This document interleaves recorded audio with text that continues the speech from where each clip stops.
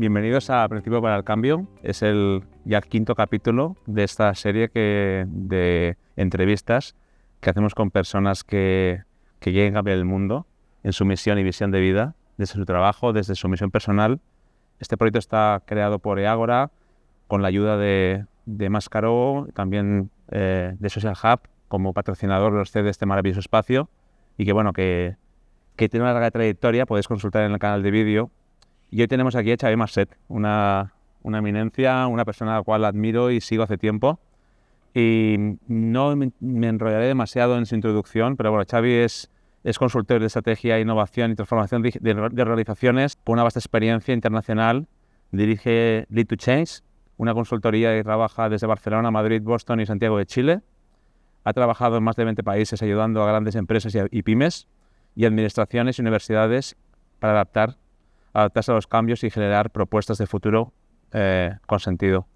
Es profesor de Barcelona School of Management de la Universidad Pompeu Fabra, presidente y fundador de Barcelona Peter Drucker Society, y dicta al año más o menos unas 50 conferencias de promedio, o más, seguramente, y colaborador de La Vanguardia y de otros medios, y también pues, escritor de 4 libros, cosas que aprendemos después: esquivar la mediocridad, crecer haciendo crecer, management humanista, de los cuales, maravillosos libros.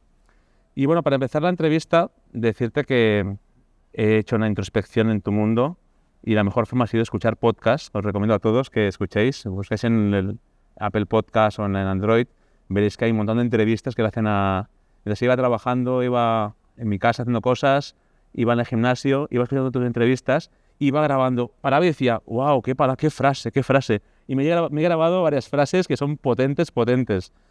Pero después hablaremos de las frases y de los elementos que quiero profundizar, pero me gustaría que la entrevista se marcase bajo un contexto o bajo un framework que sería, primero de todo, un ideal, que serían los objetivos 2030, los ODS, que podría ser un marco ideal de lo que buscamos dentro de Europa y en el mundo, alrededor del progreso, la sostenibilidad, las personas, la sociedad, y un terreno de juego en el cual intervienen por las empresas, la administración, las entidades y personas, las ciudades, para englobar un poco la entrevista en un territorio que sea entendible para todos y que podamos sacar un poco de partido a todo esto. Para empezar, esa entrevista, más que ir por muchas preguntas, va a ir sobre pilares o keywords que te voy a soltar, ¿no? Y que tú vas a poder disertar con preguntas concretas después. Y también me gustaría, para empezar, que te resumas los principales hitos que te han llevado hasta el día de hoy a donde estás. O sea, bienvenido, Xavi. Un placer estar aquí. Bueno, yo empecé muy alto porque empecé en el mundo del Renacimiento. Entonces, cuando empiezas en el mundo del Renacimiento solo puedes bajar. Mi gran pasión era entender bien la transición de la pintura renacentista de unos cuantos autores del 300 al 400, que es una cosa que sonará de bachillerato. Y entonces creía que los dados estaban tirados. Pensaba que había tirado bien los dados y que encontrarme con este mundo del Renacimiento, con el mundo del humanismo, iba a ser mi vida. Estuve mucho tiempo en Italia. No aprendí inglés. Hablaba muy bien el italiano porque descubrí rápidamente que con italiano ligaba mucho más.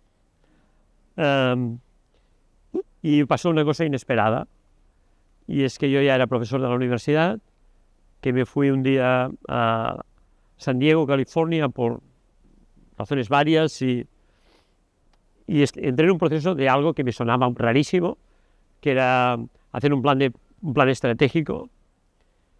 Entonces descubrí que me gustaba mucho, que me hacía sentido, y cambié de vida. Cuando tenía 30 años cambié de vida y tuve la suerte después de estar en el mundo universitario, de poder formarme en alguna escuela de negocios, en ESADE primero. cambié de vida, entré en el mundo de la gestión, estuve en la Politécnica de Cataluña, muy cerca del rector, aprendí muchísimo, fue mis años de gran aprendizaje. Tuve gente alrededor que eran gente que era imposible que no te marcaran. Después pasó algo muy raro, que salí de la universidad y pasé a ser director general de 2 empresas. Y me gustó mucho, digamos, este mundo. Hice un paréntesis, estuve en una experiencia muy interesante en el Forum y después creé Lead to Change y en estos años, pues, llevo 22 años, hemos trabajado con 500 empresas, hemos aprendido algunas cosas, son 500 oportunidades de aprender. Y durante estos años he creado directamente 10 empresas. Cuando nos queríamos a alguien, cuando creíamos que éramos los más modernos de la clase, los más disruptores, cuando mirábamos con superioridad moral a otros que lo hicieron antes, nos pegamos unas castañas espectaculares, por imbéciles. Y aprendí mucho. Fue una cura de humildad impresionante. Y la verdad es que me cambió la forma de trabajar, me cambió la forma de ver las cosas. Luego hemos tenido éxito, conseguimos no perder la casa, conseguimos ganar dinero, conseguimos domar las pretensiones. Y la verdad es que ahora es un placer poder, digamos, colaborar con mucha gente, aprender cada día, poder estar con muchas empresas, aprender es el guión. Gracias por compartir y bueno, interesante tu trayectoria. Ahora entramos en los conceptos que te comentaba antes de la entrevista que quería tocar, ¿no? Primero, he leído sobre ti muchas cosas, pero predomina la palabra liderazgo humanista. ¿Qué tienes que decir sobre el liderazgo humanista desde el ámbito de la administración, la empresa, startups, personas? 4 ámbitos. El liderazgo es una palabra en la que cabe todo. Es una palabra desgastada, pero es imprescindible. ¿Por qué? Porque tú no tienes suficiente con mandar. Con mandar no hay suficiente. Entonces, necesitas el liderazgo porque hay cosas que no pasan solo con mandar. Y el liderazgo es básicamente tu capacidad de influir. Tú empiezas a liderar el día que tu verbo influir pesa más que el verbo mandar. Y entonces, liderar poco a poco se va convirtiendo en un acto de servicio. También puedes hacerlo de otra manera, pero lo que tiene gracia es ser un acto de servicio. Lideras porque liderar es servir y no servirse. Liderar es ponerte a la disposición. Liderar es la capacidad el privilegio, si queréis, de gestionar la complejidad a favor de los demás, de gestionar la complejidad sin incrementarla. Y es simplemente complicarte la vida. Es complicarte la vida. Las organizaciones son débiles cuando hay poca gente que se quiere complicar la vida. Es complicarte la vida a favor de los demás y es intentar crear una lógica en la que hay mucha ambición en los proyectos, en lo que quieres hacer, hay mucha ambición y hay mucha humildad, porque este es el binomio, es ambición y humildad. Y admiro a la gente que, después de haber hecho muchas cosas, tiene y transmite alma de aspirante, de mirarse la montaña desde abajo, de pensar que no ha llegado, de pensar que la humildad sirve para escuchar, sobre todo a la gente joven, y continuar aprendiendo. Y esto te sirve para el mundo de la empresa, porque no es suficiente con mandar, lo veo cada día. te sirve porque es imposible transformar nada en las administraciones públicas que están autobloqueadas, sin liderazgo, ni en la universidad, en organizaciones de una gran complejidad, grandes ecosistemas como los hospitales requieren liderazgo, y en todas partes. Y al final, digamos, las startups, tú inviertes en personas, no inviertes en nada más. Por tanto, necesitas personas que tengan esta capacidad de pensar, de influir, y no solo, digamos, de ir detrás, digamos, de la próxima ronda. Interesante. Me basaré también en frases que he leído, las robaré para sirvan de inicio. Hablando de la transformación, me anoté que es más difícil gestionar el no cambio que el cambio, que es más difícil gestionar el no talento que el talento. Háblame sobre el talento, sobre el cambio, la transformación. El talento son gente que dibuja trayectorias de resultados por encima de la media. Y el no talento es gente que dibuja excusas por encima de la media. Entonces, dentro del talento hay dos tipos de talento. Hay un tipo de talento que es el talento flash. De algunas mujeres he aprendido que existe una cosa que se llama efecto flash. Entonces, que es deslumbrante, pero que luego se atenúa. Entonces, hay gente que no es flash, hay gente que quizás es más diésel, pero que acaba dando muchos resultados. En cualquier caso, lo más difícil es cómo gestionas una lógica de equipos que siempre acaban siendo imperfectos. Y esto es difícil porque tú eres una comunidad, y en una comunidad despedir a la gente, cuando hablo de empresa, no es un deporte. He visto muchas empresas que funcionan una especie de 50-30-20. En realidad piensas que con el 50% tiras adelante. Que son los que te sacan las castañas del fuego. Piensas que hay un 30% que tiene contribuciones aleatorias, a veces muy bien y a veces los encuentras a faltar. Y hay un 20% que nunca los volverías a contratar. Nunca, no sabes qué hacer con ellos. Porque hay empatía, porque la vida es muy poliédrica, pero en realidad, digamos, te gustaría que fuera de otra manera. Entonces, una empresa, cualquier organización, intenta ser una suma de gente buena, de talento y de buena gente. Gente buena es esto, tener unos cuantos de talento, que no estén muy engorilados, que no creen un gran ecosistema, sino que entiendan que hay que ser banda de jazz, hay que ser una buena banda con solistas, pero con una buena relación. Y luego, finalmente, entender que tú tienes que tener una empresa, una organización, que no tenga demasiadas desviaciones estadísticas, que no tengas más pluscuamperfectos de la cuenta. Los pluscuamperfectos son gente fantástica porque son perfectos, pero te lo repiten cada 2 minutos y esto jode una barbaridad. O gente que son pesados, que son buena gente, pero son pesados, son pasats, y necesitan más tiempo. Y no sabes exactamente cómo, o gente que están adheridos a la queja, forman parte de la internacional de la queja, y entonces son gente que cada vez se queja mejor, pero no te saca del atolladero. Y luego están los tóxicos, que para mí son grandes proveedores de insomnio. Y tienes que intentar, digamos, no tener demasiados de estos. Si tú, a partir de un número determinado, la estadística funciona.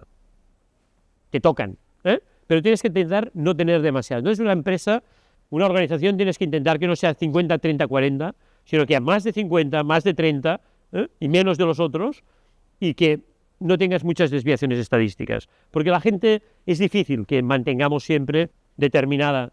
Y luego tener siempre empatía, pensar que tú te puedes equivocar. Que hay que dar más de una oportunidad porque tú te puedes equivocar. Leía otra frase que decía, una cosa es know-how y otra cosa es know-who. Eso pasa mucho, ¿no? ¿Quién va a hacer las cosas? La estrategia son las personas.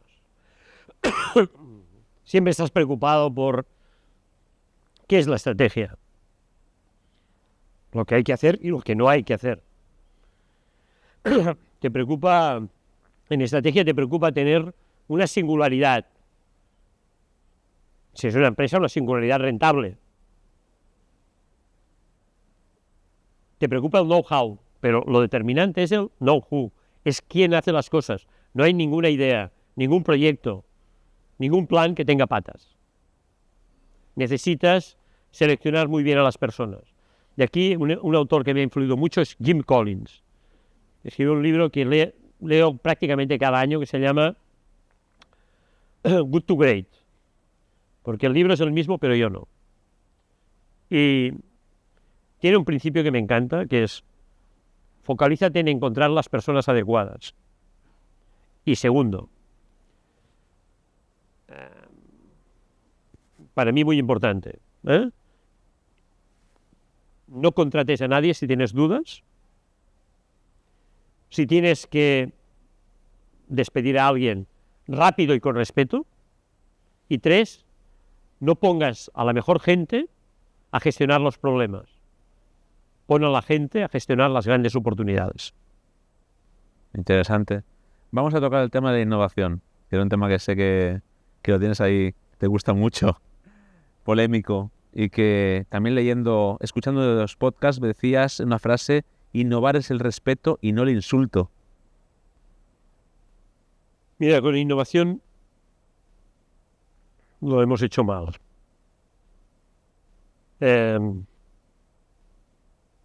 Y hablo en primera persona. Para mí, yo empiezo Lead to Change desde la estrategia. Rápidamente me doy cuenta que me falta otra cosa, porque el mundo cambia rápido. Entonces tengo la suerte de estar en Berkeley, de conocer a Henry Chesbrook, de empezar con él, aprendiendo de él. Todavía somos muy amigos. ¿Hablamos de Open Innovation? Sí, concepto de Open Innovation. Y volver aquí y empezar a trabajar con muchas empresas, como mucha otra gente, con mucho entusiasmo. Y pasa el tiempo, y con toda sinceridad, más ruido que nueces. Mucho más ruido que nueces. Y con el emprendimiento igual.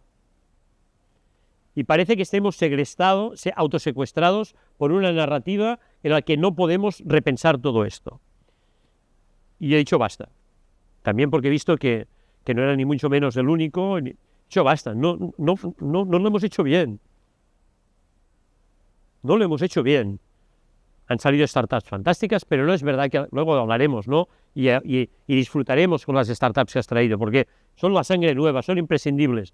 Pero es que hace 20 años o 15 años hacíame el discurso de que todas las startups iban a sustituir a las grandes empresas, y no ha pasado.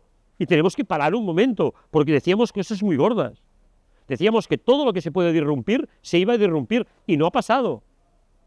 Decíamos que los bancos estaban muertos, y que los bancos serían Google y Facebook, y no ha pasado. Y el año pasado a los bancos no les ha ido tan mal. Por su mala cabeza se ha tenido que reestructurar todo un sector. Pero, ojo, no les ha ido tan mal. Entonces, paremos un momento.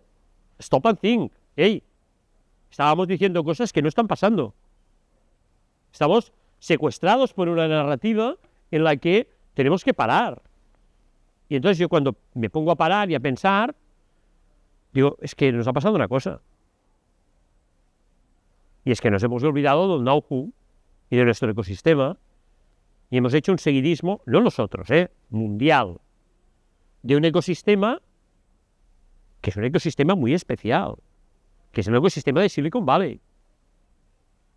Y entonces nos hemos puesto a hacer las cosas como si esto fuera Silicon Valley, y Barcelona no está mal, Barcelona está muy bien.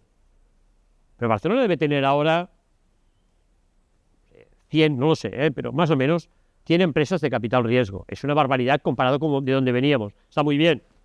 Pero es que en San Francisco hay 2000. Y hay una concentración de talento. Tampoco tenemos Stanford aquí, Entonces, vamos a ver. Tenemos otra masa crítica, pero tenemos cosas muy interesantes. Podemos hacer cosas muy interesantes.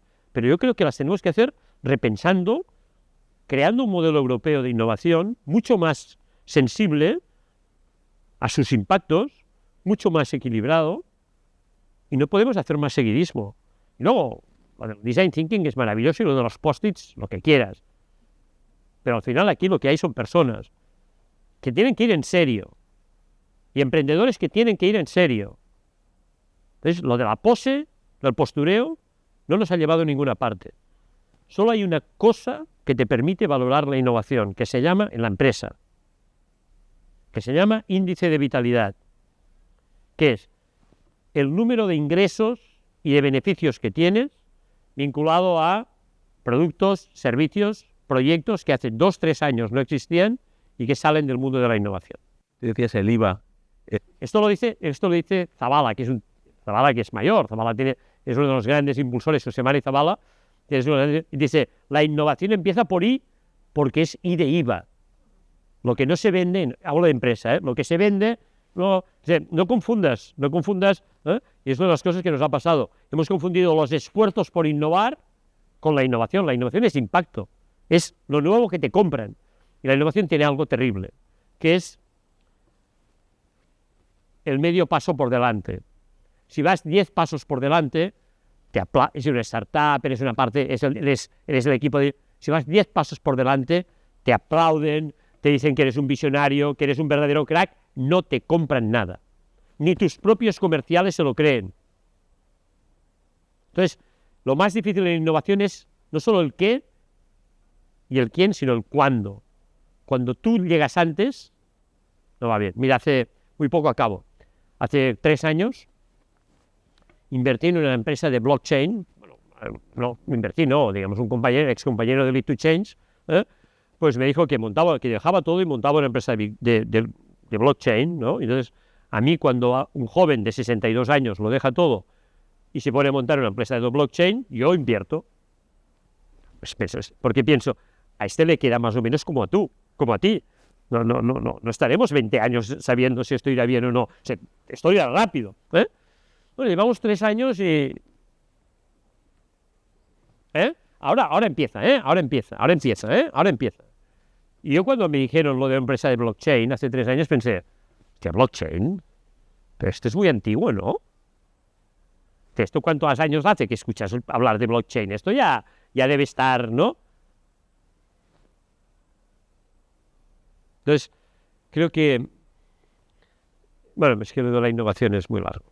Para acabar con el tema de innovación, tengo alguna reflexión más, ¿no? Sí que hay una forma de medir a veces la innovación es por el número de patentes aplicables, reales, porque no es un tema de volumen, sino de calidad, y muchas de las tecnologías, hablo de tecnología en este caso, que, no sé, la tecnología que aplicamos a día de hoy en el mercado de un avión es una patente de un laboratorio de hace 15 años, ¿no? O en el caso más evidente, la innovación en el caso militar, ¿no? Hace que el GPS actual sea un producto heredado de una inversión. Israel es un ejemplo de un país súper innovador, evidentemente con una industria armamentística muy fuerte, ¿no? Este punto de la innovación más disruptiva, que no significa solamente hacer papers, significa que esté enfocado hacia un mercado necesario, ¿no? De eso, ¿cómo lo ves? En el marco, yo diría, de España o de Barcelona o de Europa, Sería como un poco para ampliarlo en su espectro y ver hasta qué punto somos también competitivos.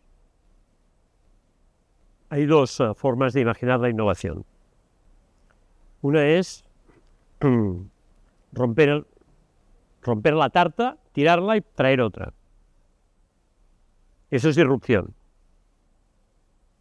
Tienes una tarta que se llama SMS, la tiras, pones otra. La mejor, es más barata, no hay dudas. Hay otra forma de innovar, que es ampliar el pastel.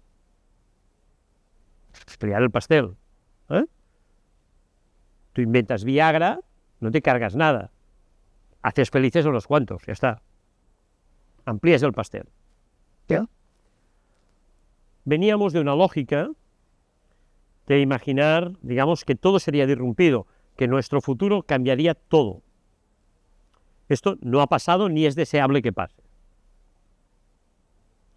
Y yo creo que hoy empezamos a entender que la gracia está más en la innovación sin disrupción, en la capacidad de compatibilizar innovación con sostenibilidad ambiental y social. Yo trabajé en un proyecto, Latinoamérica, da igual, tuvo un alto impacto, en términos, mejoró lo que la empresa buscaba, creó, digamos, una solución tecnológica maravillosa. En un lugar donde casi solo había aquella empresa y el resto era pobreza, ¿sabes cuál fue el resultado? Una empresa que tenía más calidad, que entregaba el producto, digamos, con más, digamos, presencia. ¿Sabéis cuál fue el resultado de nuestra brillante intervención? 800 personas a la calle. Yo no dormía.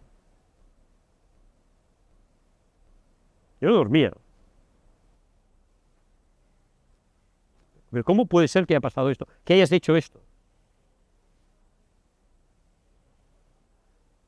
Que la vida la tienes que mirar de muchas maneras a la vez. Entonces, hasta que no conseguimos, que nos tardamos meses, en el otro ganamos mucho dinero y en esto perdimos dinero. Hasta que no conseguimos que esta empresa realmente desarrollara un proyecto de innovación social, en el fondo, dile como quieras, de dar trabajo a esta gente, no paramos. Porque, ¿qué es esto? ¿Esto es la tecnología por la tecnología? No. Sí, daría pie a hablar sobre la relación entre el progreso y el crecimiento, entre el capitalismo. Entonces, en ese punto, hasta qué punto el progreso y el capitalismo van de la mano, o hasta qué punto podemos pensar en una empresa, una sociedad que permita ese crecimiento, ese progreso, sin poner en juego el equilibrio social. Perdonad, hace unos años, unas décadas, una innovación disruptiva, extraordinaria, el plástico, que ha sido muy importante para muchos, pero que ha creado un impacto terrible. Lo vemos como una fatalidad. Y ahora hay una serie de discusiones en torno a determinadas tecnologías que las continuamos viendo como una fatalidad. No, es que pasará esto y es que como si no pudiéramos hacer nada. Como si la tecnología tuviera más peso que lo demás, más gravedad que lo demás. No. Estamos muy preocupados por la inteligencia artificial. Luego hablamos, ¿no? Pues la inteligencia artificial tiene que ser como la industria farmacéutica. Ya está. Ya está. Luego hay drogas fuera. Sí, hombre, sí, siempre habrá. Pero tienes que intentar regular algo que es central en la sociedad. Entonces, tú no puedes enfrentar la innovación ni la disrupción como si solo existiera una parte. No, tú tienes que corresponsabilizarte del impacto. Porque, ¿sabéis? Y esta es la diferencia. Esto es Europa. Y Europa es equilibrio. Y basta de seguidismo. Basta de seguidismo. Hay que reinventar Europa. Lo hemos hecho muy mal. Tenemos que volver a coger fuerzas. Tenemos que sacar lo mejor de Europa, desde el humanismo hasta hoy. Se acabó. No vale. Ya no vale innovar sin pensar en el impacto. Que lo hagan otros. Nosotros venimos de una tradición de equilibrio. Tenemos que hacer las cosas distintas. Y en todo esto, los modelos de negocio de las empresas, porque básicamente, si miras la definición, ¿no?, de cuál es el objetivo de una organización, ¿no?, es maximizar el valor de las acciones, ¿no?, del accionista. Sería como la más conocida. No, esto es una parte. Una parte. ¿Cómo definirías el modelo, el objetivo de una empresa para los que estamos aquí, que somos empresarios, responsables de organizaciones, directivos? Es esto, Para mí, es crecer haciendo crecer. A ti te va bien si a tus clientes te va bien contigo. Tienes que tener un modelo de negocio que vaya bien, que ellos estén contentos contigo. Y tú tienes que ganar dinero. Si eres una empresa, tienes que ganar dinero. Tienes que hacer crecer a tu gente sin imaginar la empresa como una guardería, ¿eh? La gente tiene que poner de su parte, pero tienes que ayudar a crecer a la gente, dar oportunidades, tirarlos para arriba. Tienes que hacer crecer a aquellos que han arriesgado, a los accionistas, pero de un modo equilibrado. De un modo equilibrado. De un modo equilibrado. Y no solamente orientándote a crear valor para el accionista, orientándote al equilibrio. Y evidentemente, una parte del equilibrio forma parte de que aquellos que han invertido arriesgando tengan lo que les corresponde. Y luego, la cuarta pata y fundamental es hacer crecer a la sociedad. Entonces, hay una distinción fundamental entre una empresa y un negocio. Una empresa es una comunidad de personas que transita entre un propósito y un legado, y que en el camino tiene que ganar dinero. Si no, cierra. Un negocio es otra cosa. Un negocio es pensar que allí queda un espacio y que legalmente vamos a hacer bloque de pisos, legalmente, respetando todas las normas, vamos a ganar un dinero, vamos a invertir 10 millones, vamos a sacar 20. Se acabó. Esto no es una comunidad, es un negocio. Si está bien hecho, máximo respeto. Pero lo que necesitamos es otra cosa. Nosotros necesitamos empresas que entiendan la complejidad y que entiendan otra cosa muy importante. Y esta es la esencia del management humanista. Que hay que competir con límites. Que hay que competir con límites. Con límites que a veces te impone de fuera y con límites que a veces te impones tú. Porque la esencia del management humanista es management. Hay que dar resultados. Hay que dar resultados, si no cierras. Pero no de cualquier modo. Y esto que me parece muy interesante y puede parecer, a muchos le puede sonar raro, en este mundo de crecimiento continuo, de innovación continua, disruptiva, ¿qué escuelas o qué tendencias están consiguiendo? ¿Es un movimiento? Pues, oigo, por ejemplo, organización STIL, por ejemplo, es un tipo de organizativo que hay ahora mismo, ¿no? Que está poniéndose muy de moda, la autogobernanza dentro de la empresa, ¿no? Todo este tema, ¿cómo lo ves? ¿Cómo ves las tendencias? ¿Y realmente hay luz al final del túnel en esta nueva tendencia de las empresas humanistas? Hay que luchar. Yo creo que sí, que avanzamos mucho más rápido, que hay mucha gente que empieza a entender que una empresa es un artefacto de equilibrio, y soy bastante más optimista que hace un tiempo, la verdad. Y después, ¿sabes? Quizá tengo suerte, pero me encuentro con gente que empieza, digamos, a entender ver no solo una parte, sino la complejidad. Que me encuentro con muchas empresas que no tienen nada que ver con El Buen Patrón, que no sé si es una buena película o no, pero es un muy mal ejemplo, que son distintas. Me encuentro gente que no duerme. Me encuentro gente que estudia el nombre de sus trabajadores porque no puede ser que no les hablen por su nombre. Me encuentro gente que ha hecho cosas increíbles en la pandemia y luego ahí está una sarta de arribistas, de imbéciles, de aprovechados, como en todo en la vida. Entonces, tú tienes que intentar potenciar a aquellos y dar luz a aquellos que crees que van a ayudarnos a equilibrar la sociedad, ¿no? Entonces, yo tengo que decirte, de verdad, Tony, que soy mucho más optimista que hace un tiempo, que cada vez más me encuentro con empresas que me sorprenden, gente que consigue, digamos, entender que lo importante no es crecer, sino crecer haciendo crecer.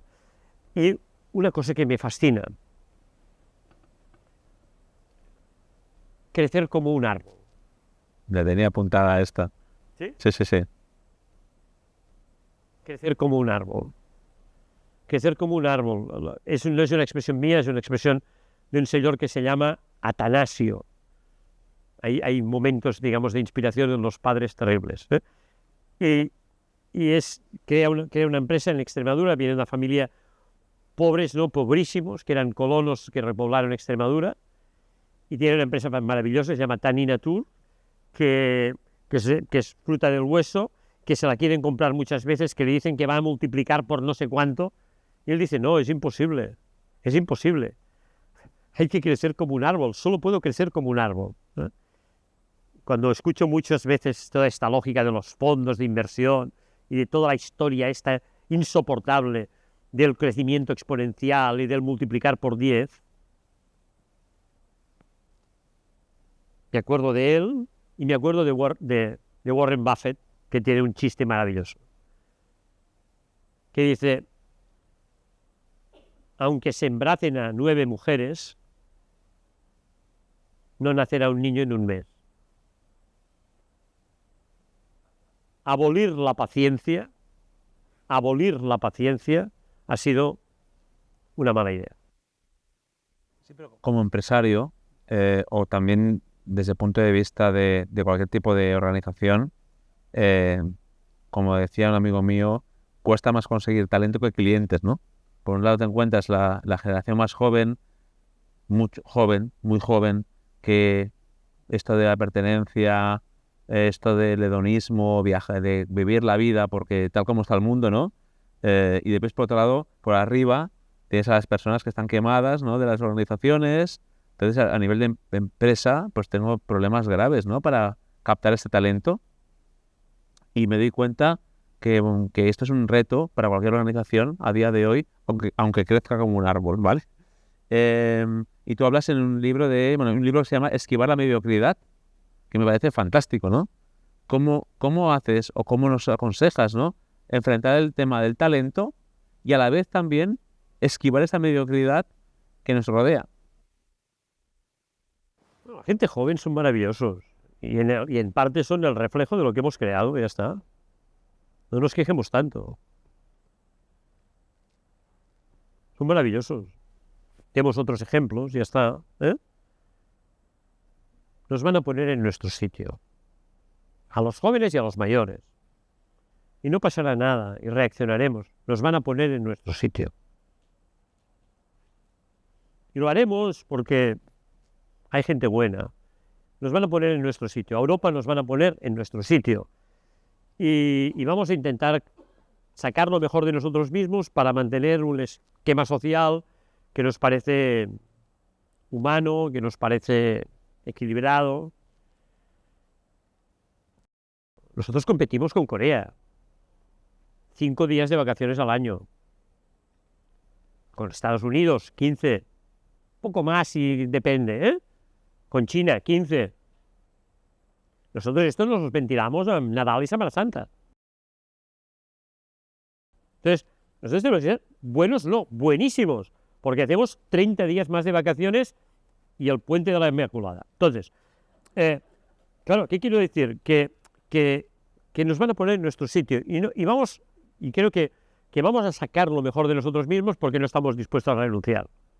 Entonces, mira, hay momentos de cambio estridente y hay momentos de cambio latente. El cambio estridente es la tecnología. El cambio latente va a ser la forma de organizar el trabajo. Y aquí generaremos dinámicas en las que simplemente tendremos que recuperar algo sin lo cual no hubiera existido este bienestar, que es el esfuerzo. Nosotros queremos bienestar sin esfuerzo, queremos enfatizar derechos, pero no vivimos solo de derechos y sin esfuerzo. Y lo haremos con naturalidad. Nos pondrán en nuestro sitio, nos pondremos en nuestro sitio, y yo que creo que Europa continúa siendo, digamos, una zona extraordinaria del mundo, no solo para vivir, sino por los valores que ha transmitido históricamente. Ha tenido de todo, pero ha transmitido grandes valores históricamente. Va a tener, digamos, que renacer, y creo que va a ser, creo que el único lugar del mundo en el que veo capacidad para repensar las cosas equilibradamente respecto del cambio climático, respecto de la geopolítica, respecto de la migración, es Europa. No veo ningún otro sitio. Y creo que esto tiene que simplemente compaginarse con recuperar la competitividad. ¿Para qué? Esta vez no vamos a jugar a imperios, ya aprendimos. Esta vez vamos a jugar a lo que tiene sentido, que es recuperar la senda de una sociedad equilibrada. Interesante. Cuando hablábamos del talento y también desde cualquier persona que esté en este mundo viviendo y decida ser competitiva, escuché una entrevista que te hicieron que hablabas de formarse, aprender, desaprender y pensar, ¿no? Y me gustaría que sobre eso hicieras una disertación de tu visión. Creo que en el siglo XX tuvimos dos grandes modelos de trabajador. El trabajador manual y el trabajador del conocimiento, formulado por Peter Drucker en el año 1959. Creo que ahora habrá otro tipo de trabajador, que es el del pensamiento. Que es fundamental que pienses para ponerte la tecnología a tu favor. Si no piensas, la tecnología te lleva donde todos. Si te lleva donde todos, es una commodity. Si es una commodity, solo luchas por precios. Si solo luchas por precios, hay un chino que lo hace más barato. Entonces, tú necesitas pensar. La diferenciación vendrá de tu capacidad de pensar, de vincular el Big Data con el Small Data. Y el Small Data va a ser tu capacidad de observar, tu capacidad de pensar. Y esto hará la diferencia. Los algoritmos los tendrán todos. Igual que hoy todo el mundo tiene una página web. Y los algoritmos los tendrán todos. Entonces, este es el elemento clave. Y para esto, para pensar, tenemos que reconsiderar cosas. Tenemos que transitar de ecosistemas de formación a ecosistemas de aprendizaje. Necesitamos cuando queremos hacer transformación, solo hacemos formación. Y la formación se ha convertido en la metadona de la transformación. Necesitamos una lógica de aprendizaje distinta. Y esta lógica tiene que ver con que formarse, y siempre digo, para formarse hay que sentarse, para aprender hay que levantarse.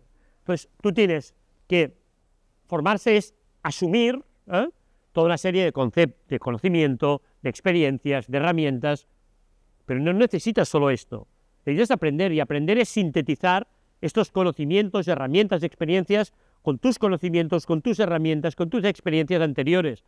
Crear una síntesis particular es tu valía profesional, es tu diferencia profesional, y tener capacidad de tomar decisiones entre dudas y operativizarlas.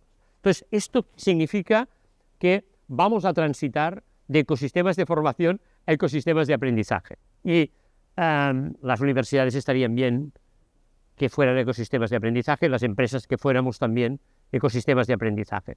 Porque el aprendizaje tiene que ver con nuestra capacidad de crecer. Fijaros, cuando tienes un jefe del que no aprendes, es que no lo respetas. Sí, lo respetas porque toca, pero es que no te inspira. Es que piensas, no, es que aquí ya no... Entonces, es fundamental. Hay un triángulo, que es el triángulo para mí clave, que es liderazgo, porque no es suficiente con mandar, aprender, porque no es suficiente con formarse, y el legado, porque no es suficiente con el propósito.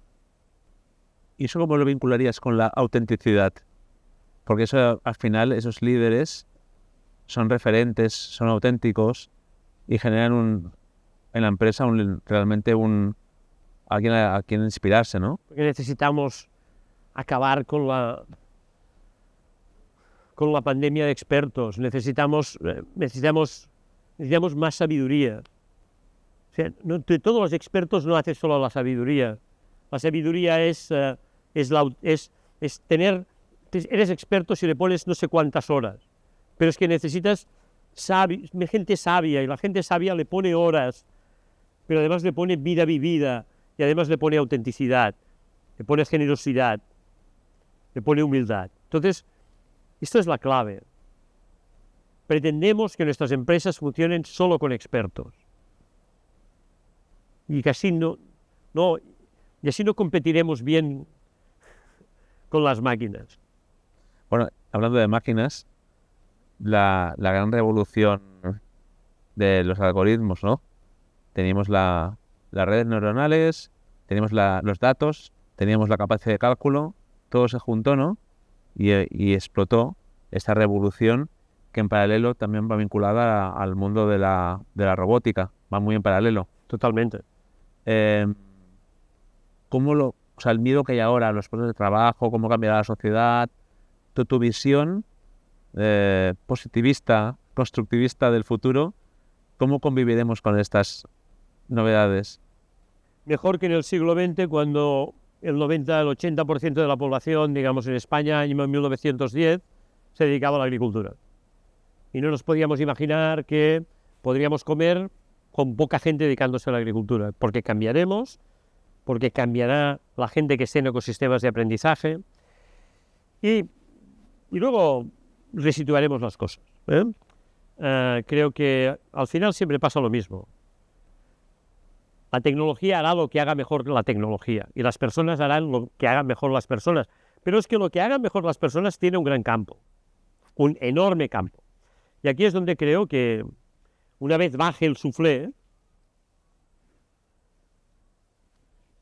empezaremos a enfrentar las cosas con naturalidad. No llegaremos a la singularidad. No mandarán las máquinas. Estamos locos, pero no tanto. No es verdad. Reaccionaremos, seremos capaces de resituar las cosas y habrá excesos. Sí, pero bueno, es que excesos los ha habido toda la vida. Ahora vamos con la inteligencia artificial como nosotros de jóvenes. Los que sois de mi generación, estamos todos vivos de milagro. Estamos vivos de milagro. ¿Por qué? Nos organizamos porque íbamos en coches sin cinturón de seguridad. Íbamos en moto sin casco, que per cert era meravellós. Y luego, de pequeño, 5 años, mi merienda era pan, vi, sucre. Pero no un poco de vino y un poco de azúcar, no, pan, vi, sucre, crocant. Es decir, mucho vino, porque así estaba, y azúcar. 5 años. Estamos vivos de milagro. Esto hoy lo vemos como desesperante. A alguien lo meterían en la cárcel. Bien, estamos en esta fase de la inteligencia artificial. Pero reaccionaremos. Entonces, no, quizás por ingenuo, quizás... Pero, mirad, dejadme decir una cosa que me tranquilizó. Me inquietó y me tranquilizó. He tenido la suerte en los últimos años de poder estar bastantes veces, de colaborar bastante con gente del MIT. Ellos han hecho ahora una escuela de inteligencia artificial. Bueno, y han puesto, para hacer una escuela de inteligencia artificial, han puesto $1.000 millones, que menos. Bueno. Más o menos lo mismo que el presupuesto de todas las universidades y escuelas de negocio en Cataluña. Más o menos. Para hacer... Pero esta es una noticia, bueno, entonces va a costar competir con estos, Bien. La segunda buena noticia es que van a dedicar el 55% del presupuesto, dicen, y me lo creo, a estudiar el impacto social de la inteligencia artificial. Tiene que ser la proporción. Esta tiene que ser la proporción. Y un poco más de confianza. Es que parece que hemos perdido la confianza en las personas. Es que parece que hemos perdido la confianza en la humanidad. No, estamos fatal, pero es que estábamos fatal en los años 30 y hemos estado... Y el Renacimiento italiano, que es mi mundo, el Renacimiento italiano era un lío de cuidado, porque era el Renacimiento era el momento histórico en el que había la capacidad de expresar la belleza hasta la máxima sublimación,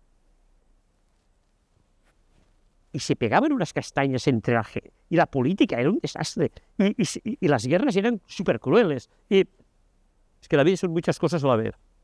Entonces, nosotros necesitamos enfrentar todo esto con más serenidad, y como dice uno de los pioneros de la inteligencia artificial en Cataluña, que montó una empresa de inteligencia artificial al año 90, Jordi Trilla, dice, con esto de la inteligencia artificial, Xavier, hay mucha gente que mata moscas a cañonazos para demostrar que tiene cañones. Serenidad, el impacto va a ser enorme, serenidad. Va a tardar mucho más de lo que parece, mucho más, Porque esto es un Ferrari, los algoritmos que tenemos son un Ferrari, pero la gasolina son nuestros datos y nuestros datos no están como gasolina de 98 octanos, sino entonces, tranquilidad, pensar, no perder las ventajas competitivas que nos va a dar. Vamos a tener que resituar esto, el management humanista nos va a ayudar, va a intentar equilibrar las cosas, va a intentar equilibrar la ecuación tecnología-personas a favor de las personas. Porque la sociedad solamente se aguanta de una manera, la sociedad que nosotros queremos. Mucha gente trabajando en las empresas, que cobren los salarios más altos posibles que la competitividad de la empresa permita y que paguen buenos impuestos. Cuando me hablan de que todo esto no pasará, que es antiguo, que lo que pasará, lo moderno, va a ser que solo trabajarán las máquinas y que vamos a tener renta básica universal, mi opinión es que vamos a generalizar la pobreza y a crear un nuevo feudalismo.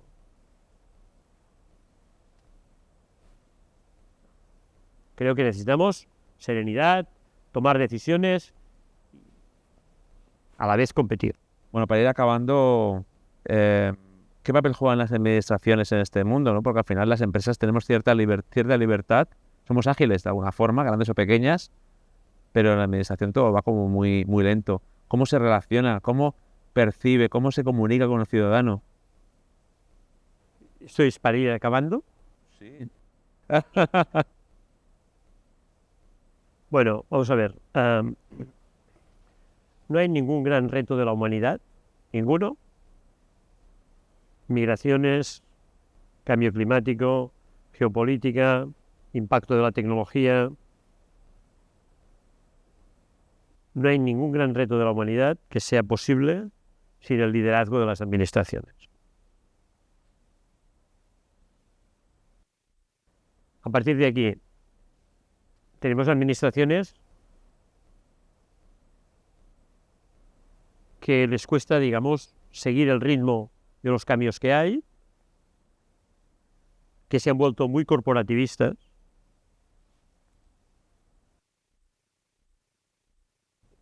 que tienen una trampa terrible dentro, que es la incapacidad de que salga gente. Cualquier organización de talento entra y sale gente, allí solo entra gente. Pero tenemos que ayudar, porque no hay alternativa, porque necesitamos, digamos, su concurso, porque las experiencias cuando hemos querido que las empresas sustituyan a la administración no siempre han sido bollantes. Entonces, hay algo que es básico, es entender cómo las tecnologías por sí no van a cambiar la administración. Que necesitamos generar liderazgos muy distribuidos con capacidad de evitar que las administraciones se autobloqueen. No sé cuántos años debemos llevar, algunos de vosotros sois más expertos que yo, hablando de Smart Cities. No sé, 20 quizás. Bueno.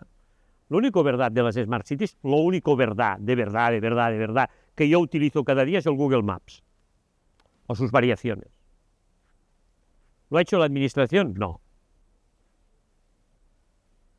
Hemos avanzado razonablemente en determinadas gestiones digitales, sobre todo en la parte fiscal. En la parte fiscal hemos avanzado más. Necesitamos repensar esto, pero intentar, digamos, transformar la administración aprovechando la muy buena gente que todavía hay dentro, la gente que se esfuerza, hay mucha gente que es muy aprovechable, que tiene talento, porque cuando nuestro discurso es quedarnos a gustito, diciendo que son unos burócratas insoportables que no entienden cómo cambia el mundo y que solo piensan en ellos, no conseguimos nada, porque además no responde a la realidad. Tenemos que ayudar a los que desde dentro de la administración están en este proceso de cambio, en los que hay de todo, y en el que hay gente, digamos, que necesitamos que no solo entienda, sino que lidere determinados cambios que solo la administración puede liderar. Cuando vino la pandemia, fue un momento de desbloqueo de muchas cosas. Como humanidad no nos fue tan mal,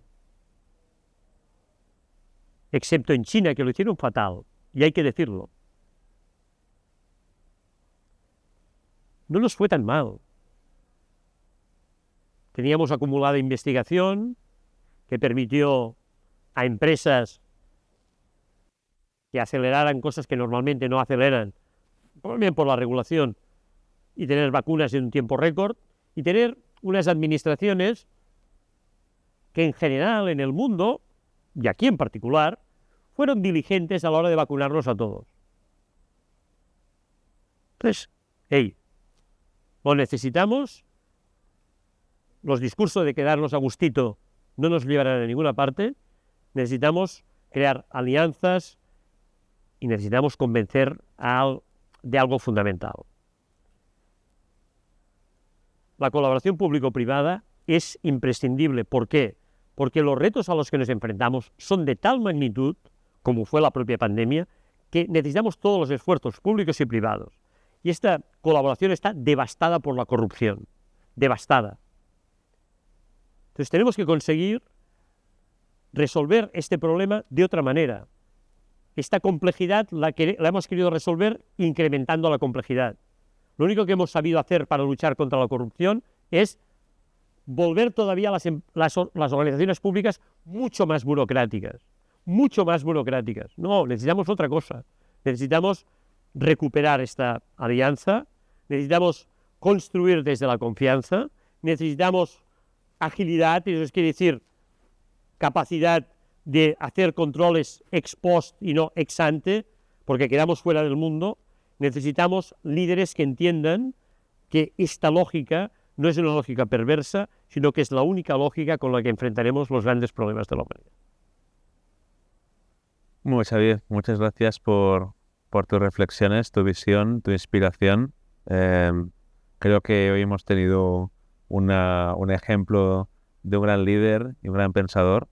Creo que muchos de aquí sacaremos ideas y reflexiones y también una nueva forma de ver este mundo desde esa perspectiva más humanista que tan necesaria es, y recuperar un poco la calma y la razón, aunque evidentemente los retos que tenemos ahí fuera son fuertes, son intensos y bueno, como tú dices, al final todo se pone en su sitio y creo que Europa ha de recuperar ese liderazgo de saber hacer las cosas bien, con pausa y de forma consistente. Bueno, pues llegados aquí, este episodio ya está acabando. Quería agradecer a todos los oyentes, a todo el público que ha venido hoy, la asistencia y nada, podéis acceder a la web de Precios para el Cambio, ver todos los capítulos de las diferentes entrevistas, seguirnos por las redes sociales, agradecer a Iagora, a Mascaró y a The Social Hub por poder facilitarnos todo este espacio y este proyecto. Y nada, pues muchas gracias, Xavier. Gracias, Un aplauso.